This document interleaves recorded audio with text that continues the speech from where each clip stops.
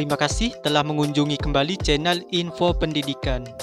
Baik, pada kali ini saya akan memberikan informasi mengenai info P3K 2024 terbaru. Berikut keputusan Menpan RB terkait ketentuan pengangkatan honorer menjadi P3K paruh waktu.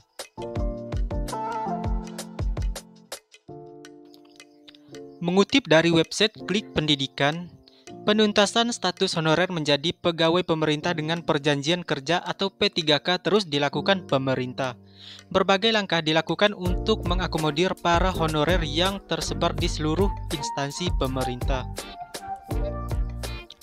Status honorer yang akan dihapuskan membuat pemerintah harus mengangkat seluruh honorer menjadi calon pegawai negeri sipil atau CPNS atau P3K.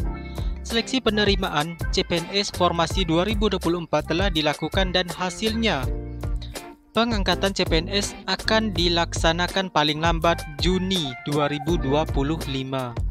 Sedangkan pengangkatan P3K Formasi Seleksi 2024 ini kemarin akan dilaksanakan pemerintah paling lambat Oktober 2025.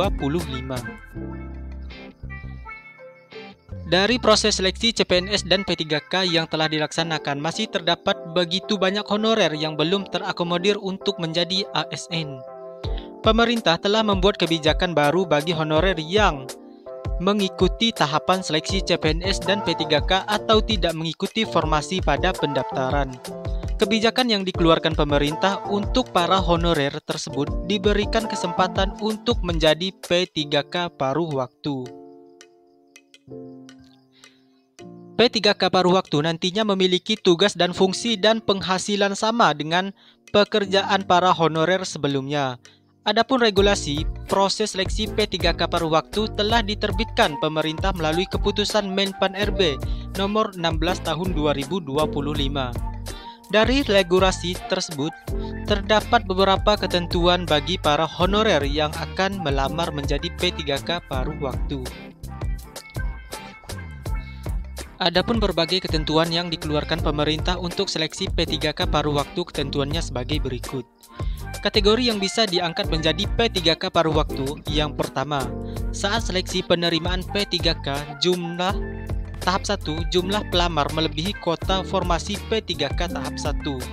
Yang kedua, honorer peserta CPNS 2024 yang tidak lulus seleksi dan terdaftar dalam database non-ASN BKN. Selanjutnya, kriteria pelamar yang bisa diangkat menjadi P3K paruh waktu. Yang pertama, pelamar namanya telah tercatat dalam BKN sebagai tenaga non-ASN. Yang kedua, pelamar sudah mengikuti seleksi CPNS 2024 dan bersangkutan tidak lulus saat mengikuti seleksi CPNS 2024. Yang ketiga, pelamar tidak mendapat formasi jabatan yang tersedia. Yang keempat, pengangkatan bersifat sementara selama masa transisi penataan tenaga non-ASN. Selanjutnya, syarat administrasi calon P3K paruh waktu. Yang pertama, memenuhi kriteria yang telah ditentukan, salah satunya ijazah sesuai dengan formasi yang dilamar. Yang kedua, pengalaman kerja minimal 2 tahun dan sudah terdaftar dalam database non-ASN. Yang ketiga, telah mendaftar dan mengikuti proses seleksi ASN 2024. Demikian informasi terbaru terkait pengangkatan honorer menjadi P3K paruh waktu, dan kiranya semua honorer bisa terus mengabdi di instansi pemerintah. Semoga informasi ini bermanfaat bagi para honorer yang sedang mencari informasi terkait P3K paruh waktu. Informasi selanjutnya yang tidak kalah penting yang ingin saya sampaikan yaitu diresmikan Menpan RB pengangkatan honorer R2 dan R3 jadi P3K paruh waktu.